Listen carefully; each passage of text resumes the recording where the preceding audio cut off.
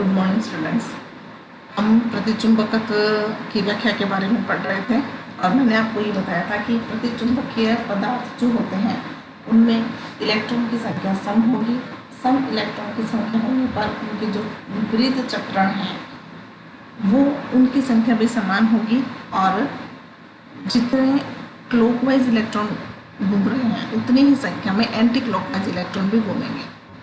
ठीक है, तो उनकी संख्या समान होने पर उनके जो चुंबकीय आघूर्ण हैं उनकी दिशा क्या होगी, विपरीत होगी। एक अगर क्लॉकवाइज घूम रहा है और दूसरा अगर एंटी क्लॉकवाइज घूम रहा है एक ही चुंबकीय क्षेत्र में, तो उन दोनों पर लगने वाला जो बल है या जो उत्पन्न चुंबकीय आघूर्ण है वो विपरीत दिशा में होगा। ठीक है, और विपरीत दिशा में होने के कारण उनके चुंबकीय आघूर्ण एक दूसरे को निरस्त कर देंगे और जो नेट चुंबकीय आघूर्ण होगा वो क्या होगा, शून्य होगा। ठीक है, ये तो कब था, जब हम बाह्य चुंबकीय क्षेत्र उसमें नहीं लगा रहे। अब मान लो उसको अपन बाह्य चुंबकीय क्षेत्र में चुंबक लगा रहे हैं, उसको चुंबकित करना चाहते हैं, तो बाह्य चुंबकीय क्षेत्र में रखने पर क्या होगा, यदि किसी प्रतिचुंबकीय पदार्थ को बाह्य चुंबकीय क्षेत्र में रखें, जो मैंने आपको कल समझाया था वो था बाह्य चुंबकीय क्षेत्र की अनुपस्थिति में चुंबकीय आघूर्ण शून्य होगा। ठीक है, क्योंकि एक इलेक्ट्रॉन क्लॉकवाइज घूमेगा, दूसरा इलेक्ट्रॉन एंटी क्लॉकवाइज घूमेगा। बात समझ में आई, मैंने यहाँ आपको समझाया था। लेकिन यदि प्रतिचुंबकीय पदार्थ को हम चुंबकीय क्षेत्र में रखें तो क्या होगा, चुंबकीय क्षेत्र में रखने पर क्या होगा कि एक इलेक्ट्रॉन पर जो चुंबकीय आघूर्ण लगेगा वो चुंबकीय दोनों विपरीत दिशा में, दोनों इलेक्ट्रॉनों के कारण, हम दो इलेक्ट्रॉन की बात करें, दोनों इलेक्ट्रॉनों के कारण चुंबकीय आघूर्ण की जो दिशा होगी, उत्पन्न जो चुंबकीय आघूर्ण होगा उनकी दिशा विपरीत है। ठीक है, तो विपरीत दिशा में से किसी एक इलेक्ट्रॉन की जो दिशा होगी वो बाह्य चुंबकीय क्षेत्र की दिशा में होगी, क्योंकि बाह्य चुंबकीय क्षेत्र में एक दिशा में लगाएंगे, किसी दिशा में लगा सकते हैं। ठीक है, तो एक डायरेक्शन में हमने बाह्य चुंबकीय क्षेत्र लगाया, तो दोनों इलेक्ट्रॉनों में से किसी एक इलेक्ट्रॉन का उत्पन्न चुंबकीय आघूर्ण बाह्य चुंबकीय आघूर्ण की दिशा में और दूसरा क्या होगा, उसकी विपरीत दिशा में होगा। ठीक है, जिसके कारण क्या होगा कि वह जो पदार्थ है वह चुंबकीय क्षेत्र के विपरीत दिशा में प्रतिस्थापित होता है उस दूसरे इलेक्ट्रॉन के कारण। या इस चित्र के माध्यम से समझ सकते हैं, हमने यहाँ पर क्रॉस लगा रखा है, देखो सब जगह क्रॉस लगा रहा है, इसका मतलब चुंबकीय क्षेत्र की दिशा कहाँ है, चुंबकीय क्षेत्र की दिशा पृष्ठ के लंबवत अंदर की ओर। ठीक है, अब चुंबकीय क्षेत्र की दिशा पृष्ठ के लंबवत अंदर की ओर है, एक इलेक्ट्रॉन जो घूम रहा है वो मान लो इस दिशा में ऐसे घूम रहा है और दूसरा इलेक्ट्रॉन ऐसे घूम रहा है। ठीक है, अपन विपरीत चक्रण की बात अपन यहाँ पर कर रहे हैं कि एक ही बॉक्स में दो इलेक्ट्रॉन हैं, एक ही कक्षक में दो इलेक्ट्रॉन हैं, दोनों इलेक्ट्रॉन की चक्रण गति विपरीत दिशा में, एक अगर क्लॉकवाइज घूमेगा तो दूसरा एंटी क्लॉकवाइज घूमेगा। ठीक है, तो इन पर जो बल लग रहा है, देखो एक में बल लग रहा है बाहर की ओर, एक में लगेगा अंदर की ओर। ये 3 डायमेंशनल डायग्राम है। एक में जैसे कोई भी अपन ले सकते हैं, उसको कोई भी एक गोला ले सकते हैं, उसमें एक इलेक्ट्रॉन अगर बाहर की ओर, जैसे मान लो ये नाभिक है, नाभिक के चारों तरफ वृत्ताकार पथ में यूं चक्कर लगा रहे हैं।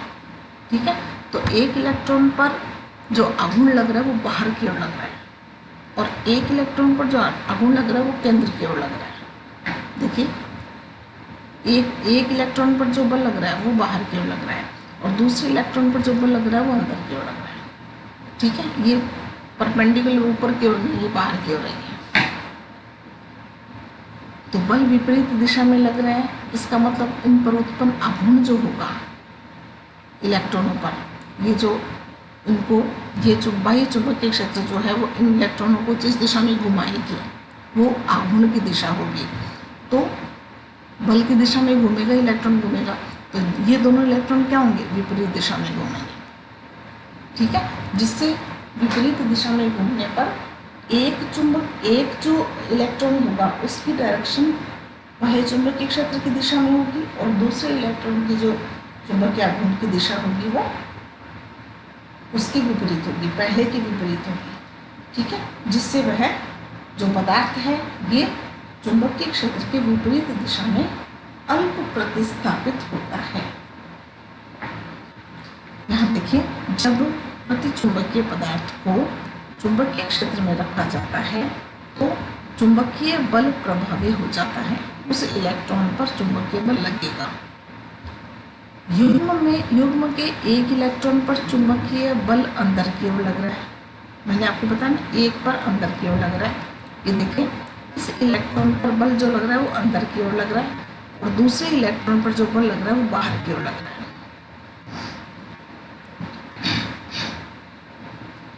तथा दूसरे इलेक्ट्रॉन पर बल बाहर की ओर प्रभावी होता है, जिससे एक इलेक्ट्रॉन का अभिकेंद्रीय बल व वेग बढ़ने के कारण चुंबकीय आघूर्ण बढ़ेगा। भी एक इलेक्ट्रॉन का वेग तो बढ़ जाएगा, दूसरे इलेक्ट्रॉन का वेग कम हो जाएगा, इसका आघूर्ण कम होने के कारण, जबकि दूसरे का घट जाएगा, दूसरे का कम हो जाएगा। परिणाम स्वरूप पदार्थ चुंबकीय क्षेत्र के विपरीत दिशा में चुंबकित हो जाता है, जिसे हम प्रतिचुंबकत्व कहते हैं। ठीक है। अब अभिकेंद्रीय बल, एक इलेक्ट्रॉन का अभिकेंद्रीय बल बढ़ेगा और दूसरे इलेक्ट्रॉन का अभिकेंद्रीय बल घटेगा। इन अभिकेंद्रीय बलों में अंतर होने के कारण चुंबकीय आघूर्ण पर भी प्रभाव पड़ेगा। और चुंबकीय आघूर्ण कौन सा बढ़ेगा? कौन से इलेक्ट्रॉन का चुंबकीय आघूर्ण बढ़ेगा? जो इलेक्ट्रॉन चुंबकीय क्षेत्र की दिशा के विपरीत गति कर रहा है उसका आघूर्ण बढ़ेगा, जिससे वह चुंबकीय क्षेत्र के विपरीत दिशा में, जहाँ चुंबकीय क्षेत्र जाता है वहाँ से कम चुंबकीय क्षेत्र की ओर प्रतिस्थापित हो जाता है, खिसक जाता है, बल लगता है उसके ऊपर। ठीक है। तो ये अपन ने पढ़ा है प्रतिचुंबकत्व के बारे में। अब जो दूसरा है वो है अनुचुंबकीय पदार्थ।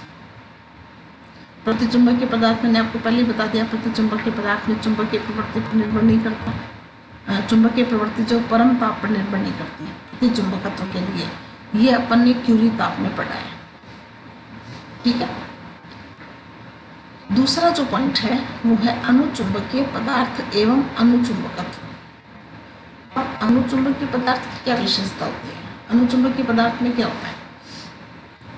अनुचुंबकीय पदार्थ में क्या होगा कि एक ही दिशा में जो घूर्णन कर रहा है, पूरा जो खेल है, पूरा जो मैटर है वो इलेक्ट्रॉन की चक्रण गति पर निर्भर करता है।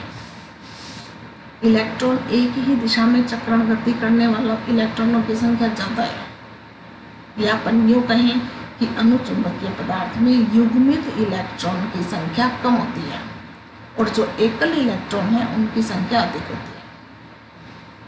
एक एक बॉक्स में एक एक इलेक्ट्रॉन, आपने केमिस्ट्री में अच्छे से पढ़ रखा है इलेक्ट्रॉन की बढ़ने की प्रक्रिया कैसे होती है, इलेक्ट्रॉन कैसे बढ़ता है। जैसे पी ब्लॉक है, पी ब्लॉक में 3 px, py और pz होता है। पहले px में जाएगा, फिर py में जाएगा, फिर pz में जाएगा। ठीक है। तो तीनों कक्षक में एक एक इलेक्ट्रॉन है जिनका चक्रण सेम है, एक ही दिशा में है, वो इलेक्ट्रॉन एक ही दिशा में घूमेंगे। ठीक है ना। तो उनका चुंबकीय आघूर्ण शून्य होगा क्या? उनका चुंबकीय आघूर्ण शून्य नहीं होगा। उनको अगर अपन चुंबकीय क्षेत्र में रखेंगे तो वो चुंबक धीरे धीरे क्या होगा, वो चुंबकीय क्षेत्र की दिशा में चुंबकित हो जाते हैं। तो विशेष रूप से जो मेन अंतर है दोनों में वो ये है कि प्रतिचुंबकीय पदार्थ में इलेक्ट्रॉन युग्म के रूप में रहते हैं। एक इलेक्ट्रॉन एक कक्षक में एक इलेक्ट्रॉन नहीं रहेगा, जोड़े के रूप में रहेगा, युग्म के रूप में रहेंगे। एक इलेक्ट्रॉन क्लॉकवाइज घूमेगा तो दूसरा एंटी क्लॉकवाइज घूमेगा, जबकि अनुचुंबकीय पदार्थ में सभी इलेक्ट्रॉन युग्म के रूप में नहीं होते। ठीक है। और एक ही दिशा में घूर्णन करने वाले इलेक्ट्रॉन की संख्या अधिक होती है, कि एक बॉक्स में एक इलेक्ट्रॉन हो, उनकी संख्या अधिक होती है। तो वे पदार्थ जिन्हें चुंबकीय क्षेत्र में रखने पर अल्प चुंबकित हो जाते हैं, अर्थात अल्प आकर्षित होते हैं। अल्प चुंबकित तो होते हैं लेकिन किस दिशा में? कम चुंबकीय क्षेत्र से अधिक चुंबकीय क्षेत्र की ओर, मतलब आकर्षण की प्रवृत्ति होती है इनके अंदर। तो पदार्थों के इस गुणधर्म को हम अनुचुंबकत्व कहते हैं। इनके उदाहरण क्या हैं? द्रव ऑक्सीजन, CuCl2, निकेल सल्फेट। तो इस प्रकार से इसके जो ये एग्जाम्पल हैं, और उसके भी एग्जाम्पल अपन ने पढ़े थे, तांबा, पानी आदि। तो एग्जाम्पल आप विशेष रूप से ध्यान रखना, एग्जाम्पल परीक्षा में अलग से भी पूछे जा सकता है कि प्रतिचुंबकीय अनुचुंबकीय उदाहरण लिखिए, या आपको बहुत सारे मिक्स दे देंगे, मिक्सअप कर देंगे तीनों का और छांटिए तीनों को, तो इस पर भी ऐसा भी प्रश्न आ सकता है, तो आपको ध्यान रखना है। अनुचुंबकत्व की व्याख्या। अनुचुंबकीय पदार्थ वे पदार्थ होते हैं जिनके परमाणुओं में समान चक्रण वाले इलेक्ट्रॉन की अधिकता होती है। समान चक्रण वाले, जो एक ही दिशा में क्लॉकवाइज घूम रहे हैं तो उनकी संख्या ज़्यादा होगी, या एंटी क्लॉकवाइज की संख्या ज़्यादा होगी। ऐसा नहीं है कि 5 इलेक्ट्रॉन क्लॉकवाइज घूम रहे हैं तो 5 ही एंटी क्लॉकवाइज घूमेंगे, ऐसा नहीं होता। वो किस में होता है? प्रतिचुंबकीय पदार्थ में होता है। ठीक है, तो अनुचुंबकीय पदार्थ में समान चक्रण वाले इलेक्ट्रॉनों की अधिकता होती है। समान चक्रण का मतलब मैं आपको बता दूं कि जैसा कि मैंने आपको भी बताया था, हम ऐसा ले सकते हैं कि एक कक्षक में एक इलेक्ट्रॉन बना हो, जैसे पी ब्लॉक की पर बात करें,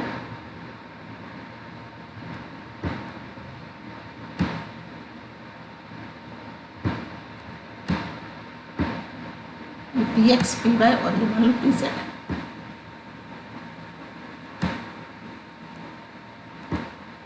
ठीक है, इसमें एक इलेक्ट्रॉन, इसमें भी एक इलेक्ट्रॉन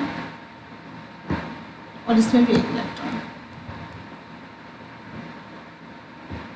तीनों का जो चक्रण है वो सेम होगा, एक ही दिशा में होगा। तो युग्म के रूप में नहीं, देखो ना तो इसका युग्म बना हुआ, ना इस इलेक्ट्रॉन का युग्म बना हुआ और ना ही इस इलेक्ट्रॉन का युग्म बना हुआ। तो युग्म के रूप में नहीं होने के कारण क्या होगा कि इनके जो चक्रण है वो समान दिशा में होते हैं, तो इनकी संख्या अधिक होती है। ठीक है, अतः प्रत्येक परमाणु में स्थायी चुंबकीय आघूर्ण होता है। इसका मतलब क्या हुआ कि अगर ये मान लो बाह्य चुंबकीय क्षेत्र में नहीं रखा हुआ, तो इसमें क्या होगा कि प्रत्येक परमाणु, अनुचुंबकीय पदार्थ में बहुत से परमाणु होंगे, तो प्रत्येक परमाणु एक छोटे चुंबक की भांति व्यवहार करेगा। क्यों करेगा? देखिए, सभी इलेक्ट्रॉन एक ही दिशा में घूम रहे हैं, एक ही दिशा में घूमने के कारण इनके चुंबकीय आघूर्ण का टोटल जो होगा वो जुड़ जाएगा, घटेगा नहीं, विपरीत दिशा में है ही नहीं इसलिए।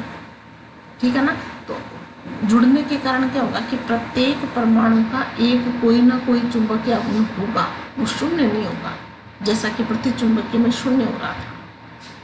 ठीक है ना, इसमें प्रत्येक परमाणु का चुंबकीय आघूर्ण शून्य नहीं होगा, और कुछ न कुछ चुंबकीय आघूर्ण होने के कारण प्रत्येक परमाणु एक छोटे चुंबक की भांति व्यवहार करेगा।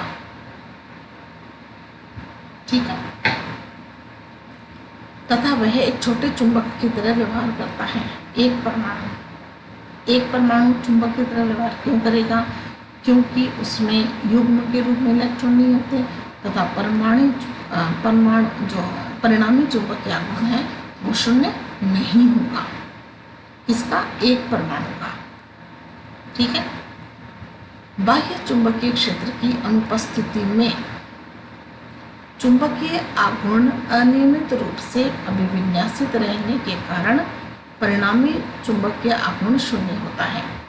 अगर अपन पूरे पदार्थ की बात करें, जैसे एक परमाणु का चुंबकीय आघूर्ण ऊपर की ओर है, दूसरे परमाणु का चुंबकीय आघूर्ण नीचे की ओर है, तीसरे का मान लो दाएं ओर है, चौथे का बाएं ओर है। अपन एक एक परमाणु की अगर बात करें तो सभी परमाणुओं का मिलकर अर्थात पूरे पदार्थ का मिलकर चुंबकीय आघूर्ण क्या हो जाएगा? शून्य हो जाएगा। ठीक है, बाह्य चुंबकीय क्षेत्र की उपस्थिति में, ये तो क्या था, बाह्य चुंबकीय क्षेत्र की अनुपस्थिति में। मैं आपको पहले डायग्राम बता देती हूँ। इस डायग्राम में देखिए, ये है जब बाह्य चुंबकीय क्षेत्र हमने नहीं लगा रखा, इसमें इस अनुचुंबकीय पदार्थ को, ये अनुचुंबकीय पदार्थ है, इसको हमने बाह्य चुंबकीय क्षेत्र में नहीं रखा था, बाह्य चुंबकीय क्षेत्र की अनुपस्थिति है, तो क्या होगा? ये एक परमाणु है, एक परमाणु का चुंबकीय आघूर्ण होगा, उसकी दिशा कहाँ दे रखी है, तीर का चिन्ह ऊपर की ओर है, तो इसमें जो आघूर्ण उत्पन्न हो रहा है वो ऊपर की ओर है। ठीक है, अब इस परमाणु का देखिए, इस परमाणु का भी चुंबकीय आघूर्ण कहाँ है, इस परमाणु का चुंबकीय आघूर्ण नीचे की ओर है ना। तो ये वाला परमाणु जो है और इस वाले परमाणु का जो चुंबकीय आघूर्ण है वो एक दूसरे को निरस्त कर देगा, कैंसिल कर देगा। ठीक है, इस प्रकार बहुत से ऐसे परमाणु हैं जिनके चुंबकीय आघूर्ण विपरीत दिशा में होते हैं। दोनों में अंतर आप समझ लेना। प्रतिचुंबकीय पदार्थ में प्रत्येक परमाणु में इलेक्ट्रॉन के चुंबकीय आघूर्ण निरस्त होते हैं। मतलब एक एक परमाणु को अगर अपन माने तो एक परमाणु का भी चुंबकीय आघूर्ण 0 होगा। जैसे इसका कोई चुंबकीय आघूर्ण नहीं होगा, किसमें, प्रतिचुंबकीय पदार्थ में। जबकि इसमें प्रत्येक परमाणु का तो चुंबकीय आघूर्ण होता ही है, लेकिन बहुत सारे परमाणु अगर मिल जाए तब उनका चुंबकीय आघूर्ण क्या हो जाएगा, परिणामी चुंबकीय आघूर्ण क्या हो जाएगा, 0 हो जाएगा।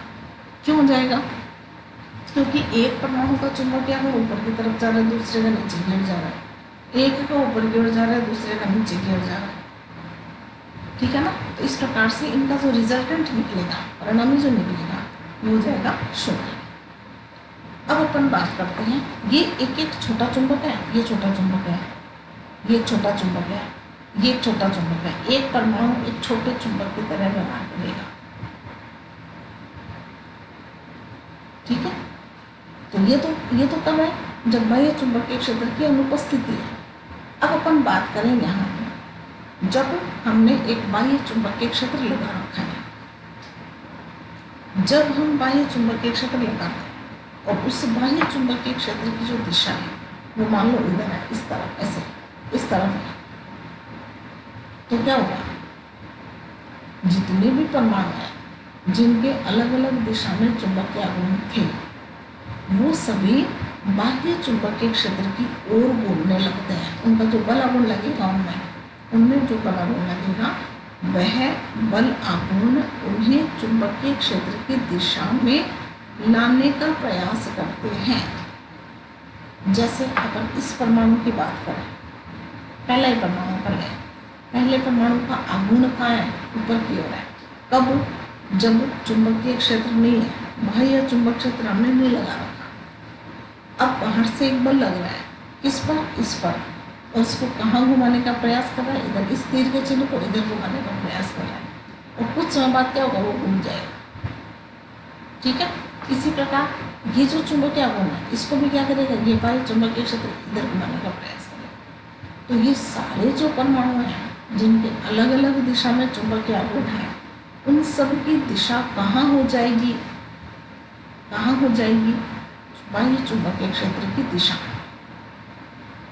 और बाह्य चुंबकीय क्षेत्र की दिशा में होने के कारण क्या होंगे, ये जो परमाणु हैं, बहुत सारे परमाणु वो मिलकर वो अल्प चुंबकीय क्षेत्र से अधिक चुंबकीय क्षेत्र की ओर विस्थापित हो जाते हैं। समझ में आ गया। देखो तीन अपन आगे लो चुंबकीय पदार्थ भी पढ़ेंगे। तीनों में अंतर क्या है, एक उसमें परमाणु था, उसमें इलेक्ट्रॉन था प्रतिचुंबकीय पदार्थ में, इसमें परमाणु है, और अगला जो लो चुंबकीय पदार्थ पढ़ेंगे उसमें परमाणु का समूह है। बस इतनी सी बात आप समझ लोगे तो आपके तीनों पॉइंट क्लियर हो जाएंगे। प्रतिचुंबकीय पदार्थ में प्रत्येक जो कक्षक है, प्रत्येक जो परमाणु है उसका चुंबकीय आघूर्ण 0 होगा। किसके कारण, इलेक्ट्रॉन के कारण। इसमें पदार्थ का चुंबकीय आघूर्ण 0 होगा, किसके कारण, परमाणु के कारण। ठीक है, और जो तीसरा पढ़ेंगे उसमें भी चुंबकीय आघूर्ण 0 होगा बाह्य चुंबकीय क्षेत्र की अनुपस्थिति में, लेकिन किसके कारण, परमाणुओं के समूह के कारण। बात समझ में आ गई। तो यहाँ पर ये पूरा एक परमाणु है और इस परमाणु का अकेले का चुंबकीय आघूर्ण होगा, लेकिन बहुत सारे परमाणु मिलकर चुंबकीय आघूर्ण क्या हो जाएगा, 0 हो जाएगा। ठीक है, और इनको जब बाह्य चुंबकीय क्षेत्र में अपन रखेंगे तो वे बाह्य चुंबकीय क्षेत्र की दिशा में अल्प चुंबकित हो जाते हैं। क्लियर हो गया। अब दोबारा अपन इसकी रीडिंग लगाते हैं। बाह्य चुंबकीय क्षेत्र की अनुपस्थिति में चुंबकीय आघूर्ण अनियमित रूप से अभिविन्यासित रहने के कारण, अनियमित रूप से, देखो ये अनियमित है, अस्त व्यस्त है, किसी का कहीं जा रहा है, किसी का कहीं जा रहा है, किसी का कहीं जा रहा है, ठीक है ना। तो अनियमित रूप से अभिविन्यासित रहने के कारण परिणामी चुंबकीय आघूर्ण शून्य होता है। बाह्य चुंबकीय क्षेत्र की उपस्थिति में प्रत्येक छोटे चुंबक पर, कौन सा छोटा चुंबक, ये वाला, ये एक छोटा चुंबक है, ये एक छोटा चुंबक है, ठीक है। तो प्रत्येक छोटे चुंबक पर बल आघूर्ण लगता है और उसे कहाँ घुमाएगा, चुंबकीय क्षेत्र में बल आघूर्ण लगता है जो चुंबक को चुंबकीय क्षेत्र में घुमाने का प्रयास करता है। जिस दिशा में बाह्य चुंबकीय क्षेत्र है उस दिशा में घुमाने का प्रयास करेगा। अंततः वह क्षेत्र की दिशा में चुंबकित हो जाता है। जितने भी परमाणु हैं वो सारे परमाणु की दिशा क्या हो जाएगी, बाह्य चुंबकीय क्षेत्र की दिशा। अब ये व्यवस्थित हो गए, अब ये नियमित हो गए, अब ये अनियमित नहीं है, ठीक है। तो अब देखिए सभी जो परमाणु हैं, सभी परमाणुओं का चुंबकीय आघूर्ण एक ही दिशा में है, एक ही दिशा में ना। तो सबका अगर अपन टोटल करेंगे, सबका अगर अपन योग करेंगे तो 0 नहीं आएगा, जबकि इसमें अलग अलग दिशा है तो इसका टोटल करेंगे तो ये 0 आ जाएगा, ठीक है। तो यही अंतर है कि प्रतिचुंबकीय पदार्थ में वे विपरीत दिशा में चुंबकित होते हैं और इसमें सभी परमाणुओं की दिशा एक ही होने के कारण वो सब जुड़ जाएंगे और वे चुंबकीय क्षेत्र की दिशा में उसको लाने का प्रयास करते हैं और ये चुंबकीय क्षेत्र की ओर आकर्षित होते हैं। इसके लिए चुंबकीय प्रवृत्ति, इनके लिए, इनके मतलब अनुचुंबकीय पदार्थों के लिए, अनुचुंबकीय पदार्थों के लिए चुंबकीय प्रवृत्ति उनके परम ताप के व्युत्क्रमानुपाती होती है। ये अपन पहले ही पढ़ चुके थे। आई जो है वो परम ताप के व्युत्क्रमानुपाती है। यहाँ पर अपन एक नियतांक लगा देते हैं, ठीक है। और यहाँ से क्यूरी का नियम अपन ने पढ़ा था, क्यूरी वाइस का नियम पता था। उसके अकॉर्डिंग ये जो अनुचुंबकीय पदार्थ है ये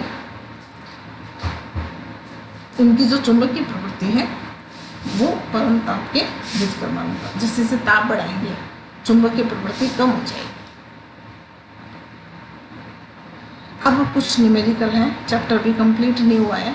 लौह चुंबकीय पदार्थ बच गया एक BH वक्र, वो अपन पढ़ेंगे। पहले कुछ न्यूमेरिकल कर लेते हैं।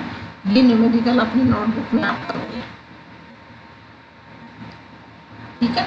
और अब डेली आपको कोशिश करूंगी कि डेली आपको एक एक दो दो न्यूमेरिकल चैप्टर के साथ साथ आपको करवा दिए जाए, ठीक है। जिससे आपके न्यूमेरिकल के लिए अलग से आपको एक दिन नहीं देना पड़े। साथ साथ में न्यूमेरिकल भी होते रहेंगे क्योंकि ज़्यादा न्यूमेरिकल नहीं है और छोटे छोटे आप कर भी सकते हो। तो डेली के कुछ करोगे तो प्रैक्टिस बनी रहेगी आपकी। तो एक दंड चुंबक का चुंबकीय आघूर्ण 200 एम्पियर गुणा मीटर स्क्वायर। मात्रा की याद रखें, मैं बार बार कह रही हूँ, मात्रा इससे ही आप पहचान सकते हो। हालांकि नाम से भी आप पहचान सकते हो लेकिन मात्रा याद होना अनिवार्य है। तो 200 एम्पियर इंटू मीटर स्क्वायर है।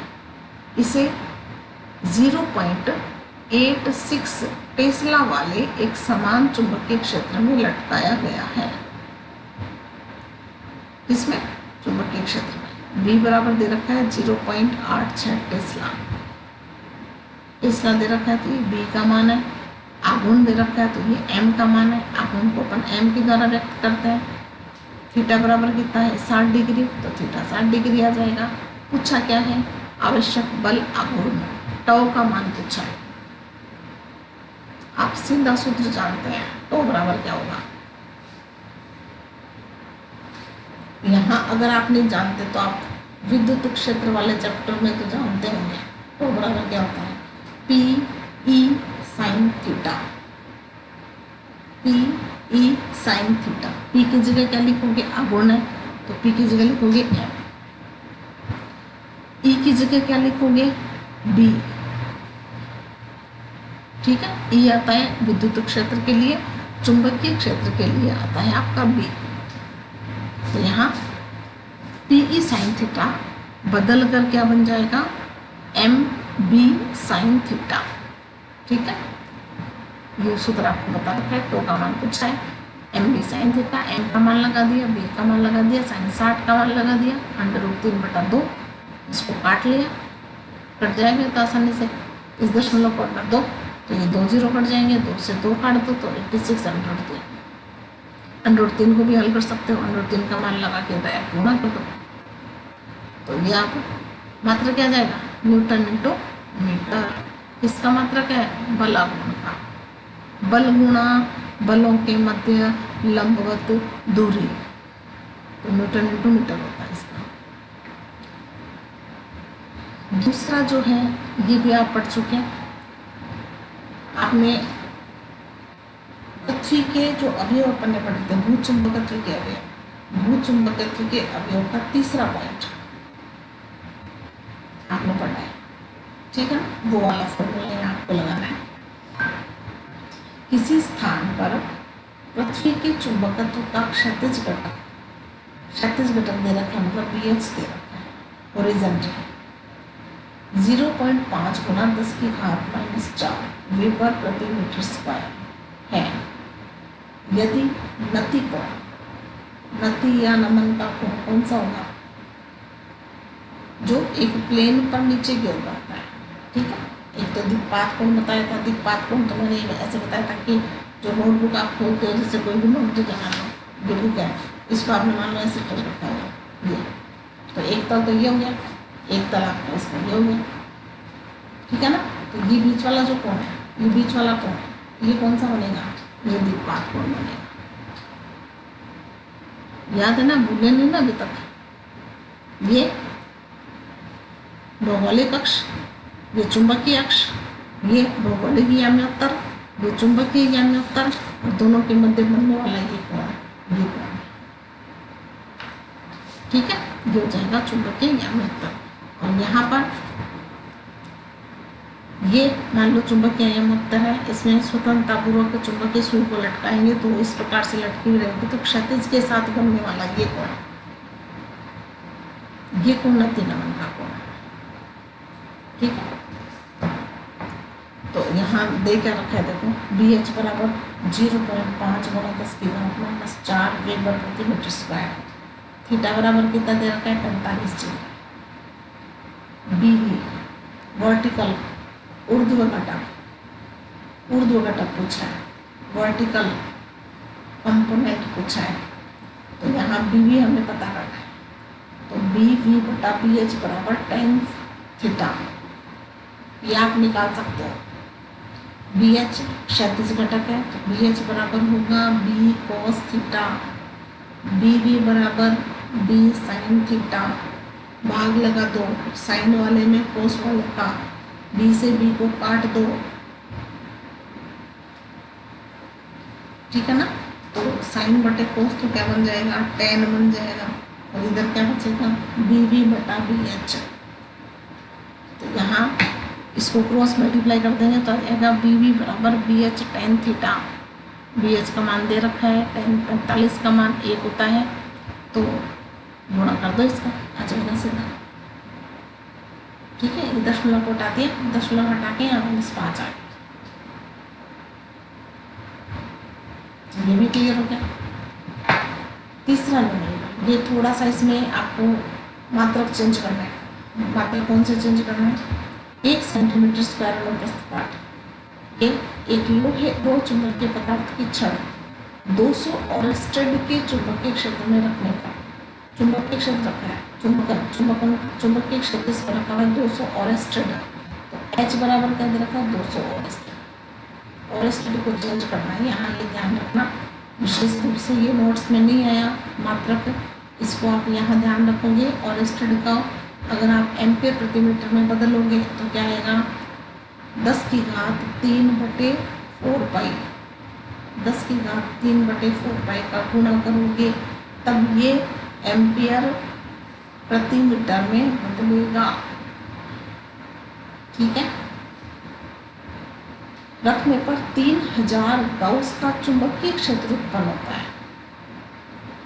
ये चुंबकन क्षेत्र है और ये चुंबकीय क्षेत्र है। तो B बराबर कितना है 3000 गाउस। मैंने पहले कह दिया, आप मात्रक से पहचान करोगे। तो गाउस को टेस्ला में बदलना मैंने आपको बताया था। ये CGS पद्धति में मात्रक है, आपको MKS पद्धति में मात्रक बदलना है। तो 10⁻⁴ होता है। एक गाउस बराबर 10⁻⁴ टेस्ला। तो उसका गुणा कर दोगे तो B की वैल्यू आ गई, H की वैल्यू आ गई। ठीक है, अब पदार्थ की चुंबकशीलता व चुंबकीय प्रवृत्ति ज्ञात कीजिए। एक तो काई ज्ञात करना है, एक चुंबकशीलता ज्ञात करना है। ठीक है, μr का मान ज्ञात करना है। तो μr बराबर μ/μ0 होता है और μ बराबर होता है B/H। फॉर्मूले छोटे छोटे सारे याद होंगे तभी न्यूमेरिकल कर पाओगे। ठीक है ना, तो म्यू की जगह B/H तो यह जाएगा B/μ0H। B की जगह B का मान लगा दो, μ0 की जगह μ0 का मान कितना होता है 4π गुणा 10⁻⁷। H की जगह आप H का मान लगा दो, 4π से 4π कट जाएगा। ये 10⁻³ से ये 10⁻³ काट दो। ठीक है, ये 10⁻⁷ से 10⁻⁴ - 4 ये कट जाएगा तो 10⁻³ बचेगा। 10⁻³ से को आप ऊपर ले जाओगे, इस 2 को काट दो तो ऊपर बचेगा 30/2। 30/2 मतलब 15 आ जाएगा। इसको हल करोगे तो कितना आएगा 15 आएगा। तो काई बराबर, अच्छा काई भी पूछा है, चुंबकीय प्रवृत्ति काई बराबर क्या होता है μr - 1। ये काई का फॉर्मूला है। ठीक है, तो μr का मान हमने कितना निकाला 15 निकाला, 1 घटा दो तो कितना आ जाएगा 14 आ जाएगा। तो चुंबकीय प्रवृत्ति का मान हमने निकाल लिया। ठीक है, तो आज के लिए इतना काफ़ी है। आप ये 3 न्यूमेरिकल करेंगे और जो प्रतिचुंबकीय और अनुचुंबकीय की व्याख्या हम पढ़ चुके इसको आप दोबारा पढ़ोगे। ठीक है, कल अपन 2-3 न्यूमेरिकल करेंगे और फिर लोह चुंबकीय पदार्थ की व्याख्या जिसमें डोमेन बनते हैं। कल अपन डोमेन के बारे में पढ़ेंगे। ठीक है ना, तो धन्यवाद। आज के लिए इतना काफ़ी है।